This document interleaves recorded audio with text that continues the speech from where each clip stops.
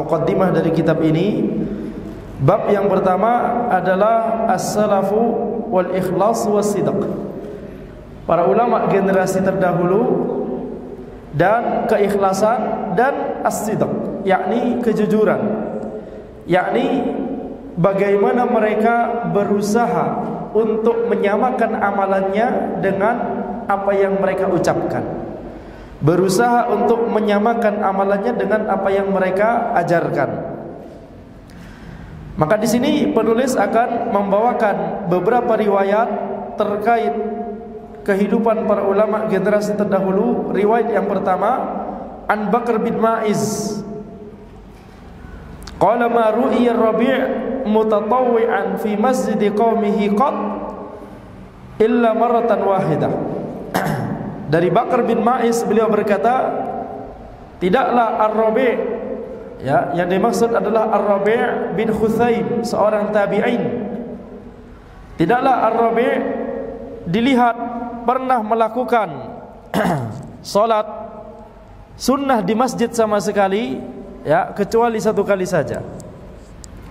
Tidak pernah, ya, Ar-Rabi' itu melaksanakan atau tidak pernah terlihat melaksanakan salat ibadah, salat sunnah gitu ya, di masjid kecuali satu kali saja. Ini mikrofonnya bagaimana? Ada perubahan atau bagaimana? Atau memang seperti ini?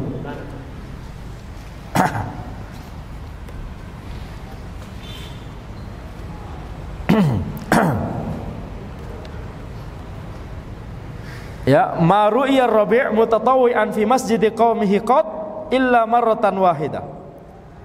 Tidaklah Rabi' bin Khuthaim dilihat melaksanakan salat sunnah sama sekali di masjid kaumnya, yakni di masjid tempat beliau melaksanakan salat 5 waktu, kecuali satu kali saja. Ya, ma ru'iya Rabi', kita ulangi, ya.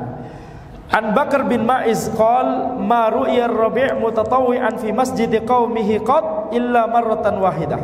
Dari Bakr bin Ma'iz, beliau berkata, tidaklah Ar-Rabi', yakni Ar-Rabi' bin Khuthaim, seorang tabi'in, tidaklah Ar-Rabi' dilihat pernah melaksanakan salat sunnah di masjid kaumnya, yakni di masjid tempat beliau melaksanakan salat 5 waktu, kecuali satu kali saja. Ini menunjukkan bagaimana semangat Ar-Rabi' bin Khuthaim untuk melaksanakan ibadah salat sunnah di dalam rumah beliau, ya, di rumah beliau, bukan di masjid. Hukum asalnya adalah selama kita bisa menyembunyikan amalan ibadah, maka itu lebih baik, terkecuali amalan ibadah yang memang harus dilihat oleh orang-orang, salat Jumat misalnya, atau mengajar ilmu syar'i di masjid, ya, atau amalan-amalan ibadah yang lain. Maka ketika itu salat sunnah itu lebih utama dilaksanakan di rumah daripada di masjid.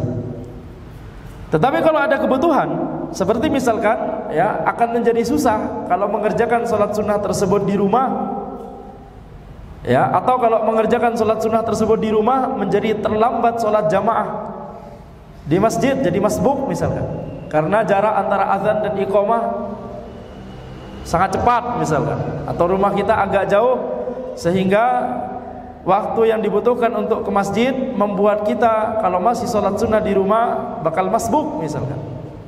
Maka di antara hal-hal yang boleh bagi kita, ya, untuk, yakni, atau tidak mengapa bagi kita untuk melaksanakan sholat sunnah di masjid.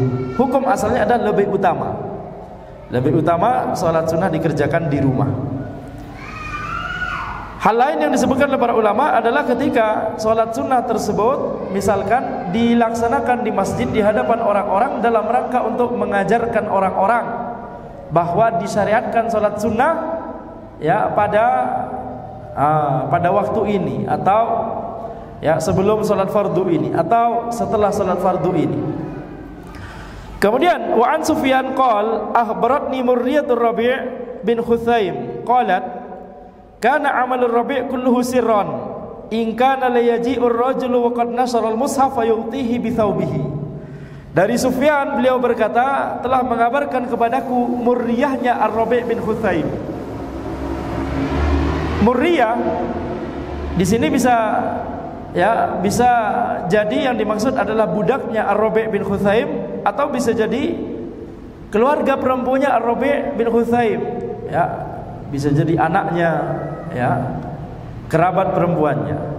Jadi yang mengabarkan kepada Sufyan siapa? Murriyah. Murriyah ini berkata bahwa Ar-Rabi' bin Khuthaim itu amalannya Rabi' semuanya secara sir, yakni amalan yang bisa dilaksanakan secara sir, ya, bukan amalan yang memang harus ditampakkan seperti tadi yang telah kita sebutkan, sholat Jumat, sholat Id, gitu ya. Jadi seluruh amalannya Rabi' itu secara sir. In kana la yaji'ur rajul wa qad nasara al-mushaf fayutihi bi thawbihi. Kalau dia Ar-Rabi' itu sedang membuka mushaf, kemudian ada orang datang, maka Ar-Rabi' langsung menutupkan kain ke mushafnya, sehingga orang yang datang tersebut tidak sadar atau tidak tahu bahwa Ar-Rabi' dari tadi membaca Al-Quran. Jadi ini semangat dari seorang tabi'in, Ar-Rabi' bin Khuthaim, semangat beliau dalam menyembunyikan amalan-amalan beliau, ya. Ini yang harus kita contoh, yakni bukan berarti kemudian kita tidak mau melaksanakan amalan ibadah kalau sedang di masjid misalkan, ya, bukan berarti demikian. Jadi kalau misalkan kita berada di masjid kemudian tidak ada kesempatan bagi kita untuk misalkan gitu ya, kalau nanti sholat sunnah ini anak tunda, baru anak lakukan kalau sampai di masjid, baru anak lakukan kalau sampai di rumah, maka nanti khawatirnya udah ketiduran, udah capek misalkan begitu ya. Ini lebih baik mengerjakannya di masjid. Tapi kalau mudah untuk dilakukan di rumah, itulah yang lebih utama. Itulah hukum asalnya. Wa an Munzir anir Rabi' bin Khuthaim qala kullu ma la yubtagha bihi wajhullahi azza wa jal yatmahil. Dari Munzir bahwa beliau berkata dari Ar-Rabi' bin Khuthaim, bahwa Ar-Rabi' bin Khuthaim berkata, kullu ma la yubtagha bihi wajhullahi azza wa jal yatmahil. Setiap segala sesuatu yang bukan diniatkan untuk Allah Subhanahu wa taala, untuk mengharapkan wajah Allah azza wa jal, maka yatmahil, akan sirna, akan terhapuskan. Perkataan Ar-Rabi' bin Khuthaim ini mengingatkan antum pada perkataan siapa? Sebaliknya, perkataan yang merupakan sebaliknya dari perkataan Ar-Rabi'. Kalau Ar-Rabi' berkata setiap yang diniatkan bukan untuk mengharapkan wajah Allah, maka itu akan sirna. Ini sebalik. Setiap yang diniatkan untuk Allah, maka dia akan langgeng. Perkataan siapa? Al-Imam Malik bin Anas rahimahullah ta'ala, maka lillahi abqa, ya, apa-apa yang diniatkan untuk Allah Subhanahu wa taala maka itu lebih langgeng. Yang dimaksud lebih langgeng di sini maksudnya adalah pahalanya di sisi Allah langgeng, akan mengalir terus pahalanya hingga hari kiamat biiznillah taala. Bukan ashar, bukan lebih terkenal. Maka nalillahi abqa, itulah yang diucapkan oleh Al-Imam Malik rahimahullah. Beliau tidak mengucapkan maka nalillahi ashar. Beliau tidak mengucapkan apa-apa yang diniatkan untuk Allah lebih terkenal. Tidak harus, ya, tidak harus. Jadi banyak sekali para ulama yang tidak dikenal, akan tetapi mereka memiliki saham dalam ilmu, memiliki saham dalam amalan ibadah. Ya, mereka kita doakan semoga amalan pahalanya itu langgeng di sisi Allah Subhanahu wa taala. Baik, maka di sini kita lihat apa-apa yang diniatkan bukan untuk mengharapkan wajah Allah maka akan sirna. Sirna di sini yakni apa-apa yang diniatkan tidak untuk mengharapkan wajah Allah. Ini ada dua kemungkinan. Pertama, hal tersebut kalau diniatkan selain mengharapkan wajah Allah, dia haram. Seperti misalkan amalan ibadah diniatkan tidak untuk mengharapkan wajah Allah, dia haram. Bahkan tidak hanya haram, akan tapi ini adalah justru merupakan kesyirikan. Bisa syirik asghar, bisa syirik akbar. Ini kemungkinan yang pertama. Jelas dia akan sirna. Kemungkinan yang kedua, sesuatu yang diniatkan tidak untuk mengharapkan wajah Allah dan hukumnya boleh-boleh saja, hukum asalnya. Contohnya apa? Ilmu dunia. Ilmu dunia. Maka di situ akan sirna juga. Yakni kalau diniatkan orang belajar ilmu dunia, orang kuliah tujuannya supaya nanti dapat pekerjaan yang bagus, gaji besar. Ya. Apakah dapat pahala? Tidak. Hukum asalnya mubah, boleh. Tapi dapat pahala? Tidak. Berarti sirna. Yakni ketika dunia sudah habis, sudah kiamat, apakah nanti amalan tersebut akan memberikan manfaat kepada orangnya? Tidak. Kecuali kalau diniatkan mengharapkan wajah Allah, diniatkan memberikan kontribusi kepada umat, kepada negara, kepada orang banyak, itu baru ya akan bernilai ibadah di sisi Allah Subhanahu wa taala. Wa an Abi Hamzah Ats-Tsumali qala kana Ali ibn al-Husain yahmilu jirab al-khubzi ala dhuhrihi bil laili fayatasaddaqu bihi wa yaqul inna sadaqatas sir tudfi'u ghadabar rabbi azza wajal. Dari Abu Hamzah Ats-Tsumali, beliau berkata bahwa Ali ibn al-Husain, yakni Zainul Abidin Ali ibn al-Husain bin Ali bin Abi Thalib, ya, radhiyallahu anhum, yahmilu jirabal khubz. Jadi Zainul Abidin Ali bin Husain ini apanya Ali bin Abi Thalib? Zainul Abidin namanya Ali ibn Husain bin Ali bin Abi Thalib. Apanya Ali bin Abi Thalib berarti? Cucunya. Zainul Abidin Ali ibn Husain itu sering membawa jirabal khubz, kantong yang berisi roti, ditaruh di atas punggung beliau, ya, dipikul di atas punggung beliau pada saat malam hari untuk disedekahkan. Maksudnya apa? Ini sedekah secara diam-diam. Sedekah secara diam-diam. Tiba-tiba di depan rumah ada sekantung roti.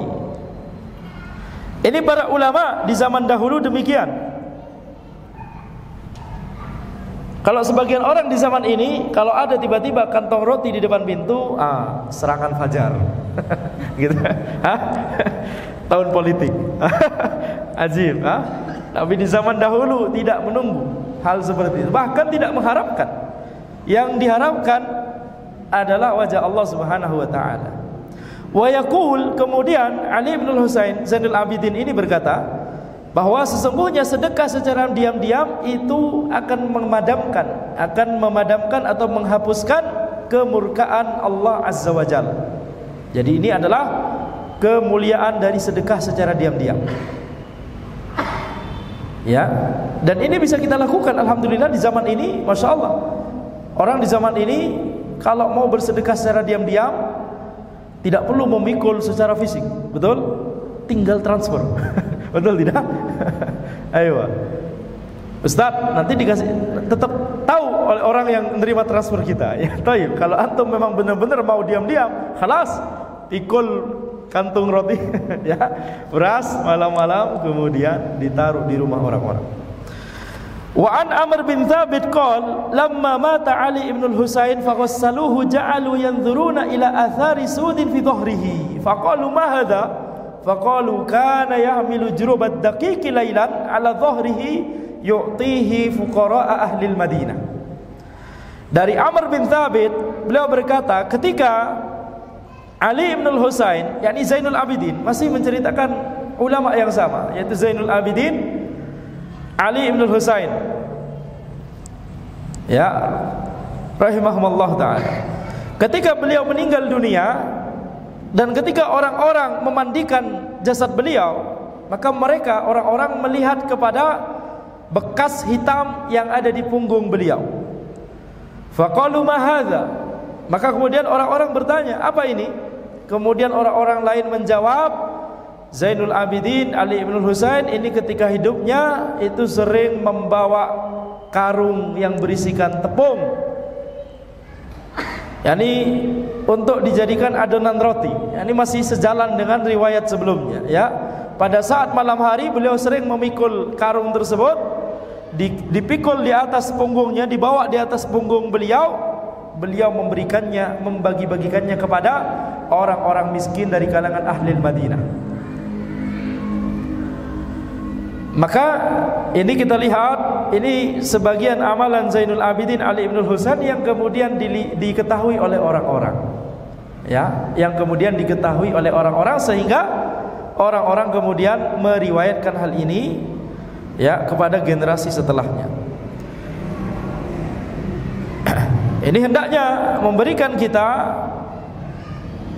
yakni motivasi, ya, untuk semangat melakukan tadi yang pertama, amalan ibadah salat sunnah secara diam-diam, seperti misalkan salat tahajud diam-diam, salat witir diam-diam, dan salat sunnah yang lain diam-diam. Kemudian juga sedekah secara diam-diam. Ya, kalau kita ingin mengetahui siapakah salafnya, siapakah pendahulunya, kita lihat. Tadi ada Ar-Rabi' bin Husaim, tadi ada Zainul Abidin Ali ibn Husain. Kemudian wa an ibni Aisyah qala abi sami'tu ahlal Madinah yaqulun ma faqadna sadaqatas sir hatta mata Ali ibn Husain. Dari Ibnu Aisyah, beliau berkata bahwa ayahku berkata, aku mendengar penduduk Madinah berkata, tidaklah kami, ya, kehilangan sedekah secara diam-diam sampai wafatnya Ali ibn Husain. Jadi zahirnya adalah para penduduk Madinah selalu mendapatkan sedekah diam-diam pada malam hari. Tiba-tiba suatu malam, tiba-tiba sedekah diam-diam tersebut tiba-tiba tidak ada lagi. Malam besoknya tidak ada lagi. Besoknya nggak ada lagi. Besoknya tidak ada lagi. Akhirnya orang-orang kemudian, ya, menyadari bahwa bisa jadi sedekah diam-diam ini, ya, dilakukan oleh yang baru saja meninggal, yaitu seorang ulama Zainul Abidin Ali ibn Husain. Jadi ada sebagian orang, jadi dari zahir riwayat, ada sebagian orang dari kalangan ahli Madinah yang baru tahu setelah adanya indikasi tersebut. Ada orang-orang lain yang memang sudah tahu sejak masih hidup Zainul Abidin, sudah tahu bahwa Zainul Abidin ini sering memikul karung untuk, ya, pada malam hari sering mikul karung untuk membagikannya kepada para penduduk Madinah. Maka di sini kita lihat, ini yang harus kita pelajari, yang harus kita tiru. Jangan kemudian kita berbangga-bangga dengan amalan, ya, amalan kebaikan kita. Kalau bisa kita lakukan secara diam-diam, maka kita harus melakukannya secara diam-diam, ya. Dalam rangka apa? Dalam rangka supaya amalan dari atau pahala dari amalan ibadah tersebut itu lebih sempurna di sisi Allah Subhanahu wa taala, ya. Tapi bukan berarti kalau ada orang kemudian sedekahnya tidak secara diam-diam, sedekahnya secara terang-terangan, kemudian tidak boleh kita mengatakan, antum ya fulan, riak ya. Tidak boleh. Tidak boleh. Baik, itu tetap masalah batin. Yang itu ghaib bagi kita, yakni masalah batin orang tidak kita ketahui. Bisa jadi orang ini menampakkan amalan ibadahnya dalam rangka apa? Dalam rangka untuk memotivasi orang-orang lain untuk terinspirasi. Ya.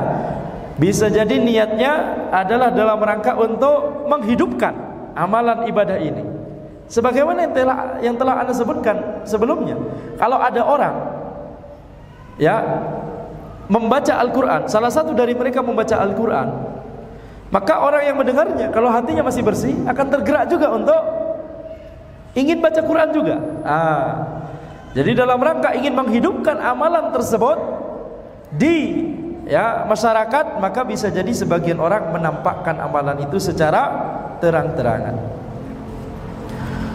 Wa an Muhammad bin Malik bin Daygham qala haddatsani maulana Abu Ayyub qala li Abu Malik yauman. Dari Muhammad bin Malik bin Daygham, beliau berkata, mengabarkan kepadaku Maulana Abu Ayyub. Beliau berkata, telah berkata kepadaku Abu Malik pada suatu hari, wahai Abu Ayyub, ya Abu Ayyub, ihdar nafsaka ala nafsik. Ya, hati-hatilah dirimu dari dirimu sendiri. Fa inni ra'aitu humumal mu'minina fid dunya la tanqadi. Sesungguhnya aku melihat, ya, ambisi kaum mukminin di dalam dunia ini tidak akan pernah berakhir. Wa aimullahi la illam ta'dil akhiratul mu'mina bis surur laqad istama alaihi al-amran hammud dunya wa syaqaul akhirah.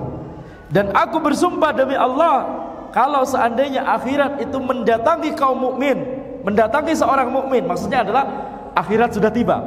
Ketika akhirat sudah tiba dan akhirat mendatangi mukmin tersebut tidak membawakan kebahagiaan kepada mukmin itu, maka bagi mukmin itu telah terkumpul dua hal: hammud dunya wa syaqaul akhirah. Ambisi dunia dan penderitaan akhirat. Ya, ambisi dunia dan penderitaan akhirat. Ini apa berarti? Ini berlaku bagi orang-orang walaupun dia mukmin, akan tapi ternyata ketika di dunia dia tersibukkan dengan dunia. Ambisi dunianya mengalahkan ambisinya untuk mendapatkan kebaikan di akhirat. Dia lebih mementingkan dunianya daripada akhiratnya.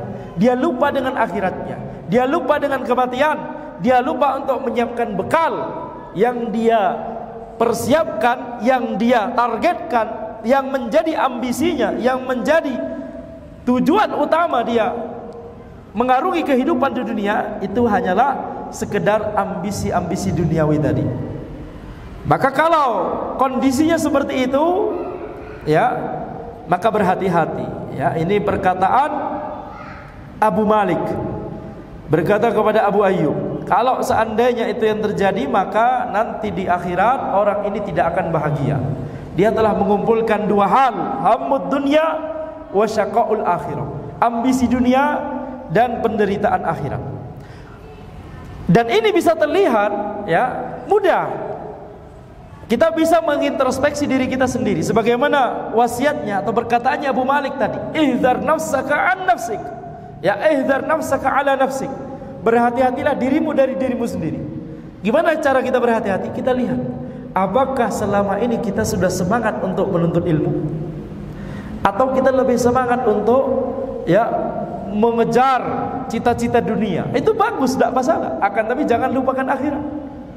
Apakah selama ini yang menjadi poin utama kita, tujuan utama kita adalah hal-hal duniawi? Atau, ya, apakah kita selama ini justru menjadikan perkara akhirat itulah yang paling penting bagi kita? Masalah dunia itu penting juga, akan tapi nomor dua setelah urusan akhirat.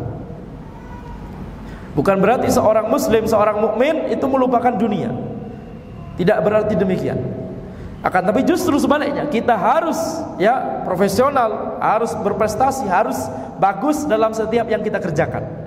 Itu sifat seorang mukmin, amanah dan memiliki malakah, memiliki kompetensi dalam setiap bidang yang dia geluti.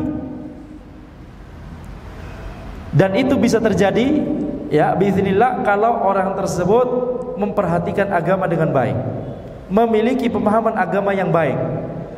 Ya, dia menganggap kompetensi dalam dunia tersebut tidak hanya untuk keperluan dunia, akan tapi dalam rangka untuk menyenangkan Rabb-nya, mencari ridha Allah Subhanahu wa taala. Gimana?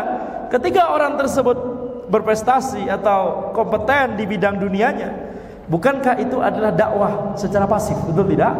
Orang-orang akan melihat dia senang, orangnya amanah, orangnya bagus, itu dakwah secara yakni pasif, dan itu seringkali sangat efektif.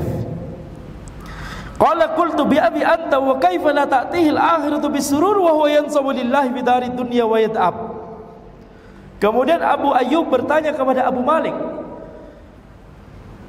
bagaimana orang ini tidak bisa mendapatkan kebahagiaan di akhirat, padahal orang mukmin ini telah berlelah-lelah di dunia untuk Allah Subhanahu wa taala, telah berusaha keras, yakni untuk beramal ibadah kepada Allah Subhanahu wa taala.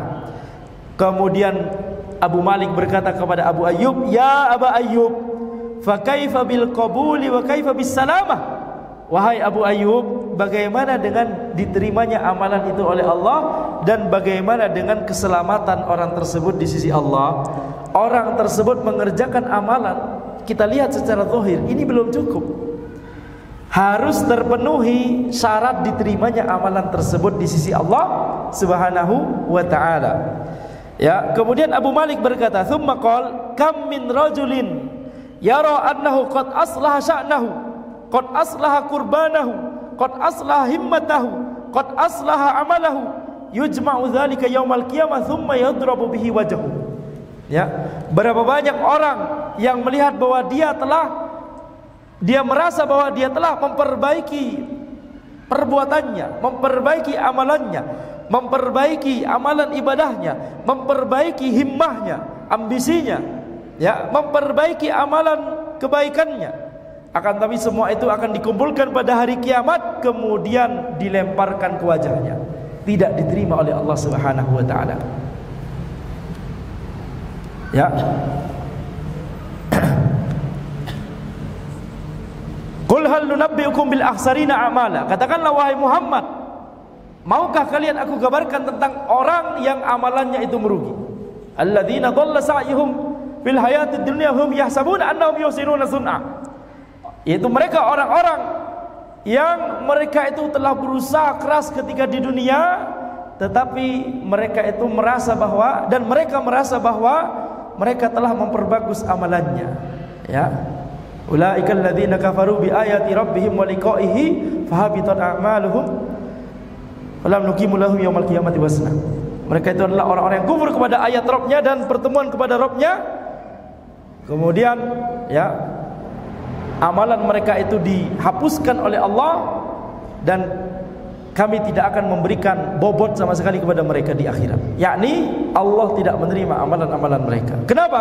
Karena disertai dengan akidah yang menyimpang, kekufuran tadi disebutkan. Ya, ulaikal ladzina kafaru bi ayati rabbihim, kufur kepada ayat-ayat Rabb-nya. Maka ada orang yang beramal soleh ketika di dunia, akan tapi tidak dilandasi dengan ilmu yang sahih, tidak dilandasi dengan akidah yang lurus, sehingga apa? Sehingga Allah tidak menerima amalan ibadahnya tersebut. Berapa banyak orang yang yahsabuna annahum yuhsinuna sun'ah, mereka telah berpikir bahwa mereka telah memperbagus amalan mereka ketika di dunia, akan tapi ternyata, ya, itu semua kemudian dihapuskan, tidak diterima oleh Allah Subhanahu wa ta'ala. Na'udzubillahi min dzalik. Jadi di sini kita lihat, ya, inilah pentingnya niat, pentingnya akidah yang lurus. Akidah yang lurus membuat kita bersih dari atau terhindar dari syirik akbar, kufur akbar.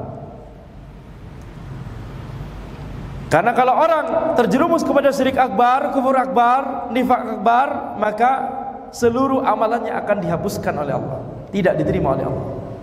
Kemudian setelah orang tersebut memiliki akidah yang lurus, penting bagi dia sekarang untuk meluruskan niat. Jangan sampai niatnya adalah untuk minta pujian orang lain atau menginginkan dunia. Karena kalau tidak, maka akan terjatuh kepada syirik asghar. Ya, akan terjatuh kepada syirik khafi, syirik asghar, yang itu akan menghapuskan amalan yang sedang mau dia kerjakan atau yang sedang dia kerjakan tersebut. Kalau syirik akbar menghapuskan seluruh amalannya, kalau syirik asghar menghapuskan amalan yang kecampuran syirik asghar tersebut. Ya. Jadi ihdzar nafsaka ala nafsik. Berhati-hatilah dirimu dari dirimu sendiri.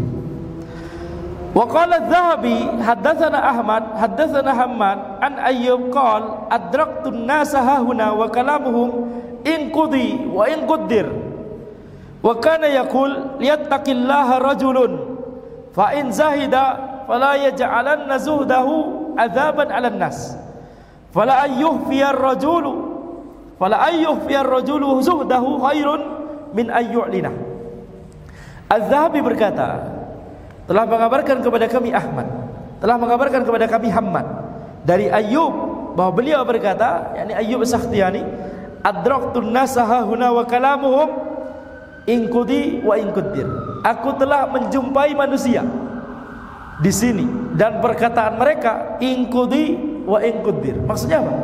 Di riwayat yang lain inqada wa inqaddar. Apa maksudnya? Maksudnya adalah Ayyub telah bertemu dengan para sahabat, orang-orang sebelumnya, dari generasi sebelumnya, orang-orang yang lebih senior dari beliau. Mereka semua berkata, atau mereka berkata inqada wa inqaddar, yakni kalau Allah telah menetapkan, maka itu akan pasti terjadi. Kalau Allah mengqada, menetapkan atau mentakdirkan, qadar, maka itu pasti akan terjadi. Ini maksudnya adalah hendak menjelaskan akidah Ahlus Sunnah wal Jamaah tentang ya qada dan qadar. Bahwa Allah menetapkan qada dan qadar. Kalau Allah Subhanahu wa taala menetapkan hal tersebut, maka itu pasti terjadi. Nah, di sini kita lihat ya. Ini wallahu alam terkait dengan perkataan ini diucapkan oleh beliau, oleh Ayyub, setelah bid'ah qadariyah itu menyebar. Setelah orang-orang mulai berbicara tentang qadar, yakni meyakini bahwa Allah tidak menetapkan qadar. Ya. Ini adalah akidah yang menyimpang. Itulah mengapa Ayyub berkata, adraktun nasa hahuna wa kalamuhum inqada wa inqaddar. Yakni aku telah bertemu dengan manusia, yakni orang-orang dari generasi sebelum, yakni senior kita semua. Jadi Ayyub ketika itu masih muda bertemu dengan yang sudah sepuh. Ketika Ayyub sudah sepuh, kemudian menyampaikan kepada yang generasi muda, aku telah bertemu dengan ya orang-orang dari sebelum kalian lahir. Mereka semua berkata, kalau Allah telah menetapkan, maka itu pasti terjadi. Ini sama dengan perkataan ya Masya Allah, kalau Allah kehendaki, khalas itu pasti akan terjadi. Jadi ini sedang menetapkan akidah yang benar tentang qada dan qadar. Kemudian beliau berkata, wa kana yaqul yattaqillaha rajulun, hendaknya seorang itu bertakwa kepada Allah. Fa in zahida fala yaj'alanna zuhdahu adzaban 'alan nas. Kalau dia mau hidup zuhud, maka jangan sampai kezuhudan dia tersebut menjadi azab bagi manusia. Apa maksudnya? Maksudnya adalah sebagian orang ketika ya hidup zuhud, maka hidup zuhudnya itu ditampakkan kepada orang-orang dan berlebihan, sehingga orang lain menjadi kasihan, menjadi sedih. Aduh, orang ini yakni belum makan, ketika dikasih makanan nggak mau. Kenapa? Zuhud. Gitu ya. Jadi kepikiran bagi tetangganya, bagi orang-orang dan lain-lain gitu ya. Jadi kalau mau zuhud, fala yaj'alanna zuhdahu azaban 'alan nas. Jangan jadikan zuhudnya itu jadi azab bagi orang-orang. Fala ayyuhbiyar rajulu zuhdahu khairun min ayyu'lina. Kalau seandainya seseorang itu menyembunyikan kezuhudannya, maka itu lebih baik daripada dia menampakkannya. Jadi ini masih sama terkait menyembunyikan amalan, itu lebih baik daripada menampakkannya. Menyembunyikan kezuhudan itu lebih baik daripada menampakkannya. Itulah mengapa kalau kita melihat ya bagaimana para ulama di zaman dahulu, mereka itu adalah orang yang paling yakni sering membantu orang lain dan paling tidak mau kalau orang lain itu mengetahui bahwa mereka sedang membutuhkan gitu ya. Itu para ulama. Demikian yang bisa Anda sampaikan. Insyaallah kita lanjutkan setelah jamaah salat Isya. Wallahu a'lam. Subhanakallahumma wa bihamdika asyhadu an la ilaha illa anta astaghfiruka wa atubu ilaik. Wassalamualaikum warahmatullahi wabarakatuh. Assalamualaikum warahmatullahi wabarakatuh. Alhamdulillahirabbil alamin. Salatu wassalamu ala Sayyidina Muhammadin wa ala alihi wa sahbihi ajma'in. Amma ba'd. InsyaAllah kita lanjutkan kembali pembahasan kitab Aina Nahnu min Akhlaqis Salaf, di mana kita dari akhlaknya para salaf, para ulama generasi terdahulu, di mana kita sampai pada pembahasan atau riwayat wa an Ja'far bin Burqan qala balaghani an Yunus bin Ubaid fadlun wa salah.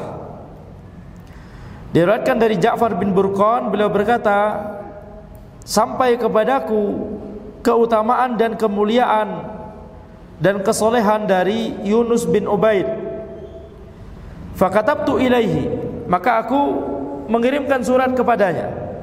Ya akhi, balaghani angka fadlun wa salahun. Wahai saudaraku, telah sampai kepadaku kemuliaan dan kesolehanmu. Fa ahbabtu an aktuba ilaika, maka aku ingin untuk menuliskan surat kepadamu. Faktub ilayya bima anta alai, maka tuliskanlah kepadaku apa amalanmu sehingga menjadi memiliki kemuliaan dan keutamaan seperti ini. Fakataba ilayya, kemudian Yunus bin Ubaid menuliskan surat balasan kepadaku. Atani kitabuka tas'aluni an aktuba ilaika bima ana alai. Telah sampai suratmu kepadaku, memintaku untuk menuliskan kepadamu apa yang aku amalkan. Wa ukhbiruka anni aradtu ala nafsi an tuhibba lin-nasi ma tuhibbu laha wa an takraha lahum ma takrahu laha. Dan aku mengabarkan kepadamu bahwa aku bertekad di dalam jiwaku untuk mencintai kepada manusia apa yang dicintai untuk diriku sendiri, dan membenci untuk manusia, membenci untuk orang-orang apa yang kubenci untuk diriku sendiri. Fa idza hiya min dzalika ba'id, akan tapi kemudian aku mendapati diriku sendiri itu jauh dari sifat ini.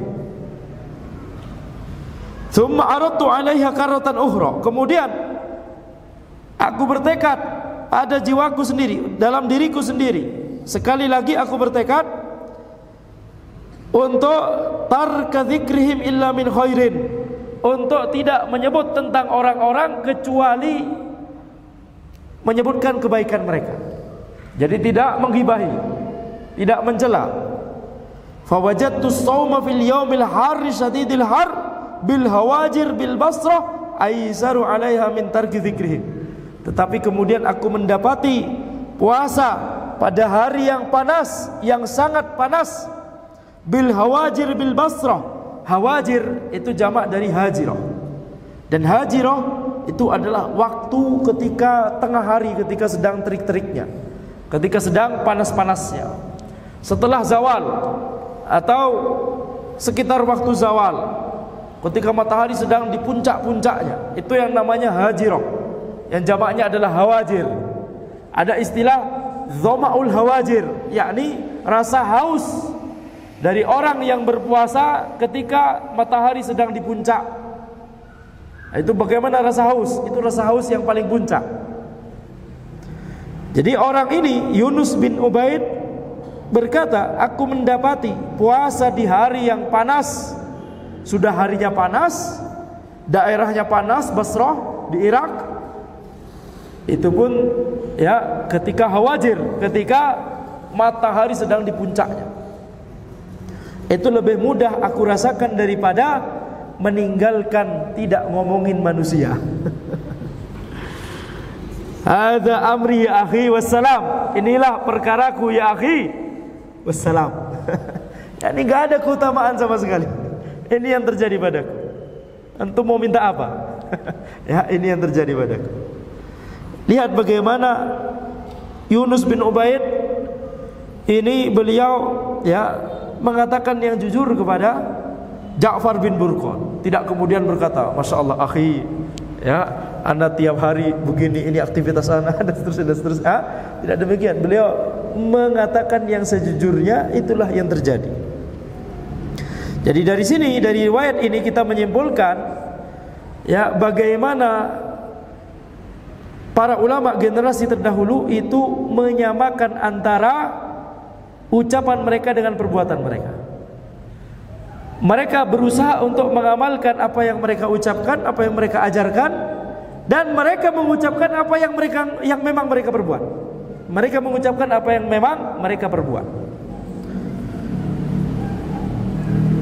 Pelajaran yang lain yang kita dapatkan dari riwayat ini adalah bagaimana Ja'far bin Burqan itu semangat untuk mengetahui apa yang bisa dilakukan sehingga bisa mulia atau utama seperti Yunus bin Ubaid. Jadi dua-duanya ini masya Allah sama-sama menunjukkan keteladanan dalam riwayat ini ya. Wa qala Muhammad ibn al-Muthanna haddatsana Abdullah bin Sinan qala kuntu ma'a Ibn al-Mubarak wa Mu'tamir bin Sulaiman bi Tarasus. Muhammad ibn al-Muthanna berkata telah mengabarkan kepadaku Abdullah bin Sinan bahwa beliau berkata aku bersama Abdullah ibn al-Mubarak dan Mu'tamir bin Sulaiman di daerah yang namanya Tarasus. Fasahan nasu an-nafir. Kemudian orang-orang berteriak an-nafir, yakni teriakan untuk seruan untuk berjihad.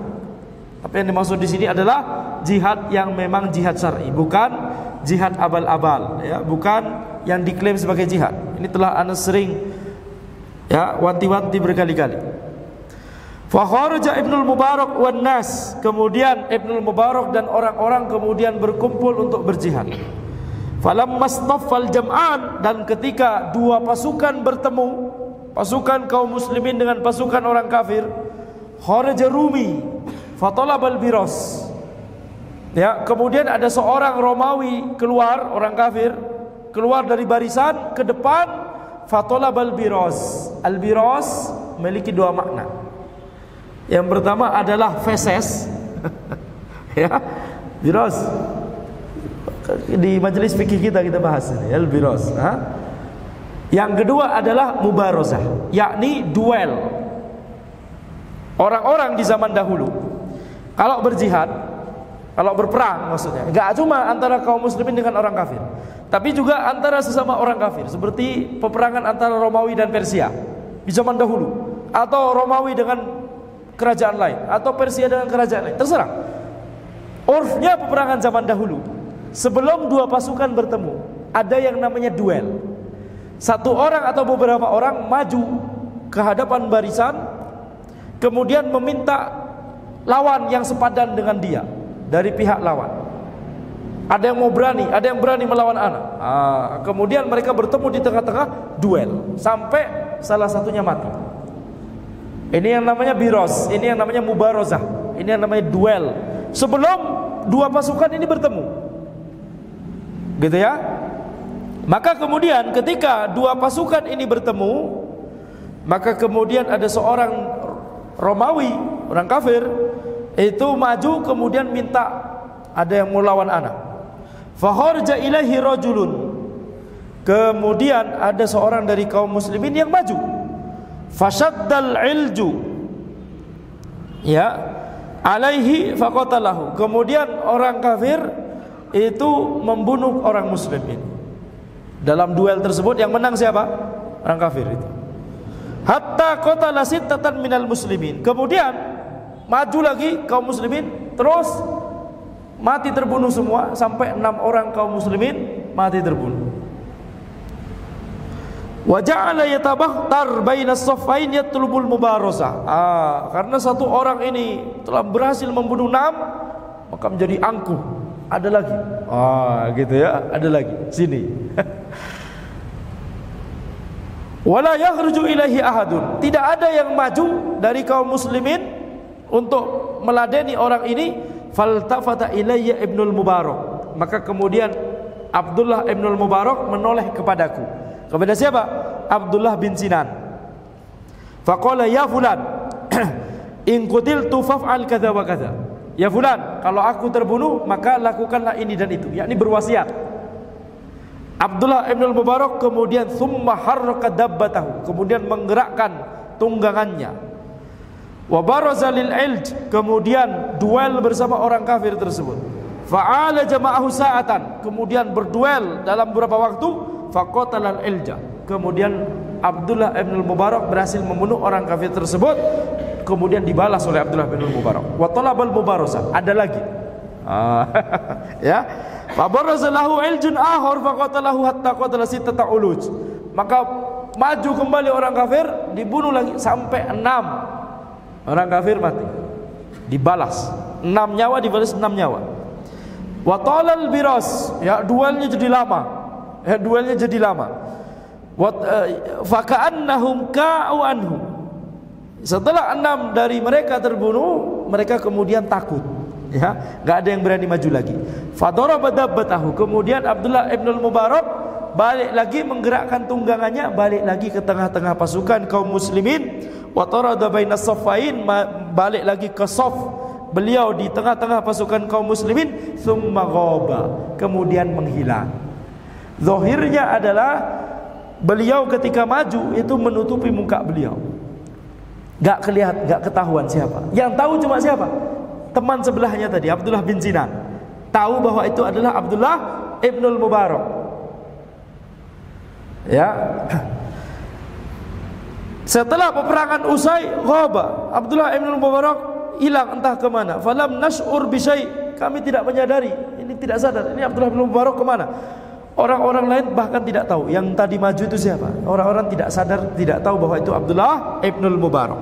Wa idza ana bihi fil maudhi'il ladzi kana. Kemudian aku, kata Abdullah bin Sinan, aku berdiri di tempat yang awal tadi masih berdiri sebelum Abdullah Ibnul Mubarak maju.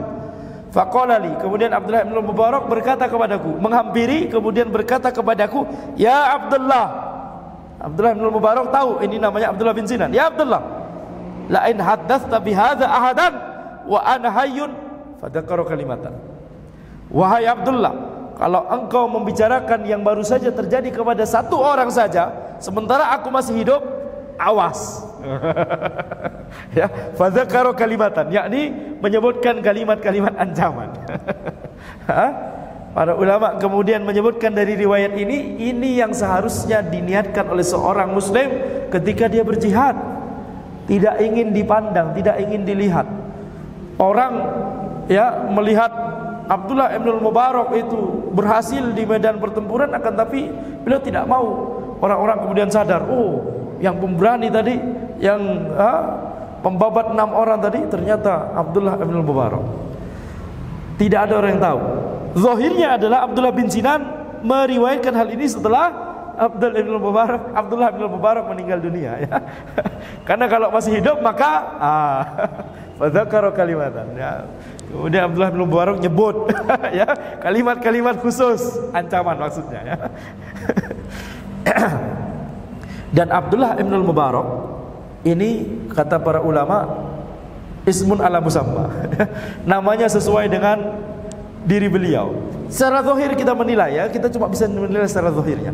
yakni beliau ulama, kemudian juga ya mujahid, kemudian juga ya orang yang semangat untuk bersedekah, orang yang semangat untuk melakukan amalan-amalan sunnah selain amalan wajib tentunya. Banyak sekali keutamaan dari Abdullah Ibnul Mubarak. Jadi ya seorang penuntut ilmu harus dibarengi dengan fisik yang kuat seperti Abdullah Ibnul Mubarak. Jangan kemudian semangat nuntut ilmu tapi kemudian ya kena angin dikit, aduh kayaknya kayak enak badan ini gitu ya. Harus memperhatikan juga masalah fisik, ya. Sebagaimana Abdullah Ibnul Mubarak, beliau adalah orang perkasa. Wan Ahmad bin Ishaq, dari Ahmad bin Ishaq, akhbarana Al-Fatah bin Abdissalam, akhbarana Muhammad bin Umar, wa Abu Ghalib Muhammad bin Ali, wa Muhammad bin Ahmad At-Taraifi, qalu anba'ana Abu Ja'far Muhammad bin Ahmad, anba'ana Al-Fadl Ubaidullah bin Abdurrahman, haddatsana Ja'far bin Muhammad, haddatsana Amr bin Uthman Al-Himsi, haddatsana Baqiyah, haddatsani Safwan bin Amr, haddatsani Sulaim bin Amir, haddatsani Jubair bin Nufair annahu sami'a Abu Darda wa huwa fi akhir salatihi wa qad faragha min at-tashahhud yata'awwadhu billahi minan nifaq fa aktsara at-ta'awwudz minhu fa qala Jubair. Na'am. Jadi di sini kita lihat ini banyak sekali perawi yang disebutkan oleh Ahmad bin Ishaq. Kemudian kita langsung sampai pada inti dari riwayatnya bahwa Jubair bin Nufair, beliau mendengar Abu Darda, sahabat radhiyallahu anhu. Beliau ketika di akhir salat beliau, ketika sudah membaca doa tasyahud akhir, beliau meminta perlindungan kepada Allah dari nifaq, dari kemunafikan. Fa'aktsaru ta'awudz minhu, beliau memperbanyak meminta perlindungan kepada Allah dari kemunafikan. Faqala Jubair, kemudian Jubair bertanya kepada Abu Darda, "Wa ma laka ya Abu Darda anta wan nifaq?" Ada apa denganmu ya wahai Abu Darda dengan kemunafikan? Kenapa banyak sekali antum berdoa minta perlindungan kepada Allah dari nifaq, dari kemunafikan? Faqala da'na anka, ya. Jangan protes intinya. Jangan protes, Fawallahi innar rajula la yuqlabu an dinihi fi sa'atil wahidah fayuhla'u minhu. Demi Allah, sesungguhnya seseorang bisa dibalikkan dari agamanya dalam waktu yang sekejap saja, dalam momen yang singkat, fayuhla'u minhu, sehingga dia kemudian terlepas dari agamanya. Kenapa? Karena kemunafikan, karena nifaq. Ya. Jadi ini pelajaran dari Abu Darda bahwa seseorang itu harus senantiasa meminta perlindungan kepada Allah dari yang namanya nifaq, nifaq akbar ataupun nifaq asghar. Dan ciri nifaq, ciri kemunafikan adalah mengucapkan apa yang dia tidak perbuat dan tidak berbuat apa yang dia ucapkan. Itulah mengapa riwayat ini dimasukkan dalam bab ini. Jadi bab ini tidak hanya tentang keikhlasan, tapi juga tentang as-sidq, yakni bagaimana sinkronnya antara ucapan dengan amalan. Apakah ucapan kita dan amalan kita itu sudah sinkron? Dan penyakit yang bisa membuat itu tidak sinkron, itulah nifaq. Berbahaya. Ya, berbahaya. Wa an al-Faryabi haddatsani Abu Bakar Sa'id bin Ya'qub at-Talqani haddatsana Abdullah ibn al-Mubarak an al-Auza'i an Harun bin Ri'ab anna Abdullah bin Amr lamma hadarathu al-wafah qala unzuru fulanan li rajulin min Quraisy fa inni kuntu qultu lahu fi ibnati qawlan kasabihil idah wa ma ahabbu an alqa Allah ta'ala bi thuluthin nifaq wa ushidukum anni qad zawwajtuhu. Ya. Jadi dari Al-Faryabi telah mengabarkan kepadaku Abu Bakar Sa'id bin Ya'qub At-Talqani telah mengabarkan kepadaku Abdullah bin Al-Mubarak dari Al-Auza'i dari Harun bin Ri'ab bahwa Abdullah bin Amr ketika menjelang wafatnya beliau, sebagian ulama menyebutkan Abdullah bin Umar, sahabat, ya. Tapi di sini Abdullah bin Amr, Allahu alam, yang dimaksud sahabat juga, Abdullah bin Amr bin Al-As, Allahu alam. Tapi intinya antara dua, Abdullah bin Amr atau Abdullah bin Umar. Ketika menjelang wafatnya beliau berkata, beliau berwasiat, unzuru fulanan li rajulin min Quraisy, carilah fulan, seorang Quraisy. Sungguhnya aku telah berkata kepada dia tentang anak perempuanku dengan perkataan, aku berkata kepada dia dengan perkataan yang seolah-olah menjanjikan kepadanya untuk menikahkan anak perempuanku untuknya. Wa ma ahabbu an alqallah wa ma uhibbu an alqallaha ta'ala bi thuluthin nifaq, dan aku tidak mau untuk bertemu dengan Allah dengan sepertiga nifaq. Apa yang dimaksud dengan sepertiga nifaq? Ini mengacu pada hadis Nabi Muhammad SAW, ayatul nifaq thalath. Di riwayat yang lain ayatul munafik thalath. Tanda nifaq atau tanda munafik itu 3. Idza haddatsa kadzaba, wa idza wa'ada akhlafa, wa idza tumina khana. Ketika berbicara berdusta, ketika berjanji menyelisihi, dan ketika diberikan kepercayaan dia berkhianat. Maka sepertiga, jadi tanda nifaq dalam hadis tersebut ada 3. Walaupun di hadis yang lain disebutkan ada 4. Di hadis yang lain lagi disebutkan lagi. Jadi walaupun di hadis tersebut disebutkan ada 3, tanda nifaq ada 3, bukan berarti cuma 3. Ini diantara metodenya Nabi Muhammad SAW untuk mengajarkan ilmu syar'i kepada para sahabat. yakni sesuatu yang banyak, tapi yang mau difokuskan oleh beliau untuk diajarkan pada saat itu cuma 3, maka disebutkan tanda nifaq ada 3. Tapi bukan berarti cuma 3. Dari mana kita tahu? Dari hadis-hadis yang lain. Maka di sini kita lihat, kalau berbekal pada hadis itu, maka salah satu yang disebutkan adalah wa idza wa'ada akhlafa. Kalau berjanji maka menyelisih. Nah, Abdullah bin Amr atau Abdullah bin Umar ini tidak mau pada waktu itu sudah berjanji atau tampaknya sudah berjanji, khawatirnya itu sudah dianggap sebagai janji oleh pemuda Quraisy tersebut, tapi ternyata beliau tidak memenuhinya. Maka beliau tidak mau untuk kemudian satu janji saja tidak dipenuhi, ya. Atau kalaupun tidak bisa dipenuhi, minimal ya meminta uzur atau menyampaikan uzur atau meminta maaf, tidak bisa. Tapi di sini beliau ingin memenuhi janji itu. Wa ushidukum anni qad zawajtu. Aku bersaksi bahwa aku telah menikahkan dia kepada anak perempuanku tersebut. Gitu ya, Masya Allah. Baik. Ya, ini sekali lagi bagaimana para ulama generasi terdahulu tidak ingin dekat-dekat dengan yang namanya nifaq atau kemunafikan. Wa an Musa ibnul Mu'alla qala Hudzaifah, ya Musa, thalathu khisalin in kunna fika lam yanzil minas samai khairun illa kana laka fihi nasib yakunu amaluka lillahi azza wa jal wa tuhibbu linnasi ma tuhibbu li nafsik wa hadhil kisratu taharra fiha ma qadarta.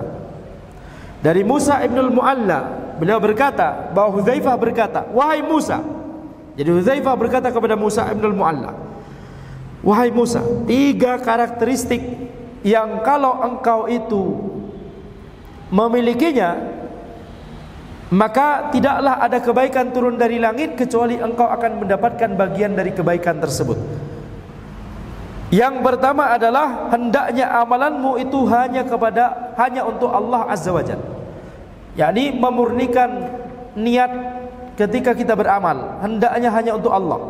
Kemudian yang kedua, wa tuhibbu linnasi ma tuhibbu li nafsik, engkau mencintai manusia sebagaimana engkau mencintai untuk manusia sebagaimana engkau mencintai untuk dirimu sendiri. Ini obat dari penyakit hasad. Karena hasad itu mencintai atau suka untuk orang lain itu tidak mendapatkan suatu kenikmatan yang kalau kenikmatan itu kita dapatkan kita suka, gitu ya.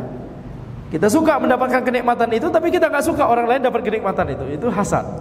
Atau kita tidak suka orang lain dapat kenikmatan, sementara kalau kita dapat kenikmatan itu sendiri kita suka, gitu ya. Ini namanya hasad. Yani ingin orang lain menderita, tidak senang melihat orang lain senang.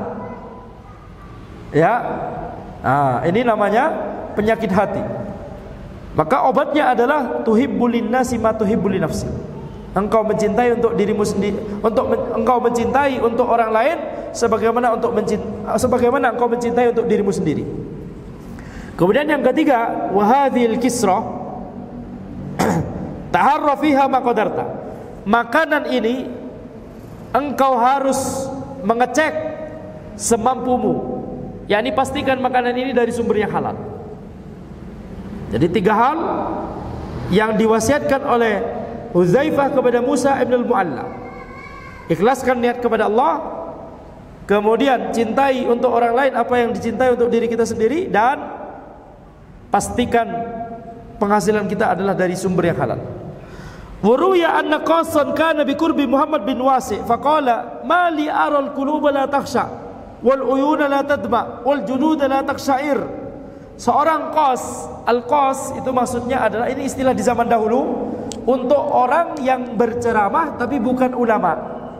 Al-qas namanya, yakni al-qas itu makna letterleknya orang yang bercerita, tukang cerita. Ya, istilah zaman dulu untuk penceramah yang bukan ulama. Kalau di zaman ini apa? Bahkan bisa disebut ustadz itu. Sekedar bisa berceramah padahal tidak tahu bahasa Arab, tidak tahu ilmu-ilmu yang wajib diketahui oleh orang yang sudah memposisikan dirinya sebagai pengajar atau pendakwah, tapi sudah kemudian banyak disebut sebagai ustaz. Ya, naudzubillah min dzalik. Maka di sini kita lihat, atau mungkin kalau istilahnya di zaman ini penceramah tapi bukan ulama, biasanya ada istilah dai. Gitu ya. Kalau disebut dai, ada tendensi bisa jadi bukan ulama, tapi dia berceramah, betul tidak? Nah, ada seorang al-qas ini di dekat Muhammad bin Wasi', beliau ya orang ini penceramah ini mengadakan ceramah. Ya. Kemudian beliau mengeluhkan kepada Muhammad bin Wasi' tentang orang-orang di majelisnya. Mengapa aku tidak melihat hati orang-orang itu tidak khusyuk? Aku melihat mata orang-orang itu tidak mengalir, tidak mengalirkan air mata. Dan aku melihat kulit mereka tidak merinding. Yakni entah kenapa kok kayaknya ya ceramahku itu enggak ngefek ke mereka gitu ya. Jadi penceramah tersebut ingin mengeluhkan orang-orang terhadap Muhammad bin Wasi'. Tapi kemudian Muhammad berkata, "Ya fulan, ma aral qauma utu illa min kibalika." Wahai fulan, sesungguhnya orang-orang itu seperti itu kecuali alasannya karena dirimu sendiri. Mereka seperti itu karena kamu sendiri. Inna dzikra idza kharaja minal qalbi waqa'a 'alal qalbi. Sungguhnya nasihat kalau keluar dari hati maka dia akan masuk ke dalam hati. Ya. Ilmu kalau keluar dari hati maka dia akan masuk ke dalam hati. Tapi kalau ilmu tersebut bukan dari hati, ya, akan tapi cuma sekedar diucapkan, maka itu akan susah masuk membekas ke dalam hati sanubari orang lain. Kemudian riwayat terakhir yang kita bahas di pertemuan kita malam ini insyaallah, wa an Abdus Samad bin Abdul Warith haddatsana Muhammad bin Zakwan haddatsana Khalid bin Safwan qala laqitu Maslamah bin Abdul Malik faqala ya Khalid akhbirni an hasani ahli al-Basrah. Dari Abdus Samad bin Abdul Warith telah mengabarkan kepadaku Muhammad bin Zakwan, telah mengabarkan kepadaku Khalid bin Safwan bahwa beliau berkata, aku bertemu Maslamah bin Abdul Malik. Beliau berkata, wahai Khalid. Jadi Maslamah berkata kepada Khalid bin Safwan, wahai Khalid, kabarkanlah kepadaku akhbirni an hasani ahli Basrah. Kabarkanlah kepadaku tentang Al-Hasan Al-Basri. Hasani ahli Basrah maksudnya adalah Al-Hasan Al-Basri rahimahullahu ta'ala. Qultu, maka kemudian aku berkata, Khalid berkata, aslahakallah, semoga Allah memperbaiki urusan, memperbaiki kondisimu. Ukhbiruka anhu bi ilmin, aku mengabarkan kepadamu dari ilmu. Ana jaruhu ila janbihi, aku tetangganya. Wa jalisuhu fi majlisi, aku duduk di majelis beliau. Wa a'lamu min qibali bihi, dan aku mengetahui hal ini dari penglihatanku sendiri, dari pengalamanku sendiri. A'lamu min qibali bihi, aku mengetahui tentang beliau dari pengalamanku sendiri. Asbahun nasi sariratan bi alaniyah, bahwa beliau itu adalah orang yang paling mirip kondisi ketika diam-diam, kondisi ketika sendiri dengan kondisi ketika di hadapan orang lain. Asbahun nasi sariratan bi alaniyatin, beliau adalah orang yang paling mirip kondisinya ketika sendirian dan ketika di hadapan orang lain. Wa asbahuhu qaulan bi fi'lin, dan beliau adalah orang yang paling mirip perkataan dengan perbuatannya. In qada ala amrin qama bihi, kalau beliau duduk mengucapkan suatu perkara, beliau berdiri, yakni beliau mengamalkan perkara itu. Kalau beliau duduk mengajarkan suatu ilmu, beliau mengamalkan ilmu tersebut. Wa in qama ala amrin qa'ada alai, kalau beliau mengajarkan dalam kondisi berdiri, beliau duduk, yakni maksudnya benar-benar memperhatikan hal tersebut. Ya. Atau bisa dimaknai, kalau beliau mengamalkan sesuatu, maka beliau akan mengajarkannya. Jadi kalau beliau duduk terhadap sesuatu perkara, maksudnya beliau mengajarkan suatu ilmu, beliau akan berdiri. Maksudnya adalah beliau akan mengamalkan ilmu yang beliau sampaikan tersebut.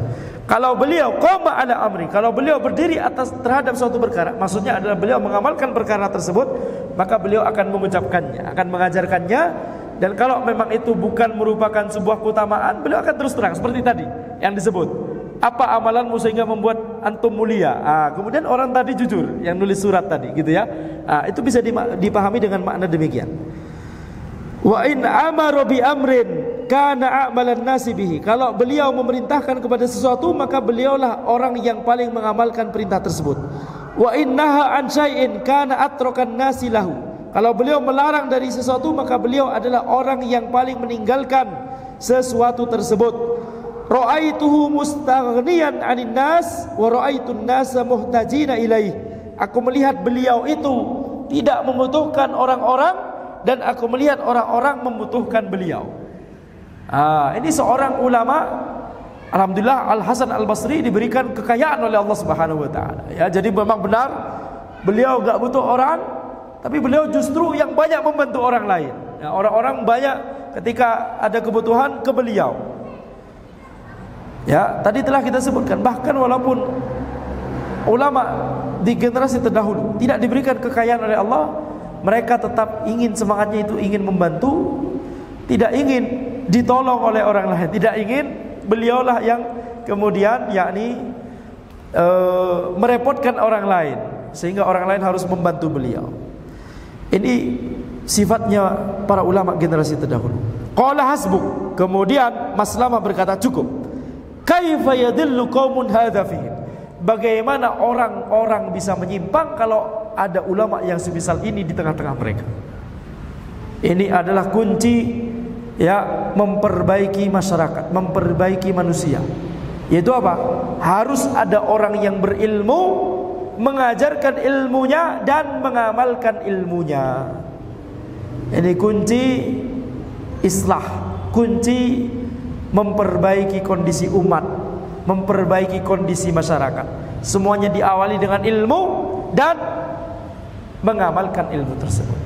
Demikian yang bisa Anda sampaikan dalam pertemuan kita kali ini. Ya, semoga bermanfaat. Silahkan kalau ada pertanyaan, satu atau dua.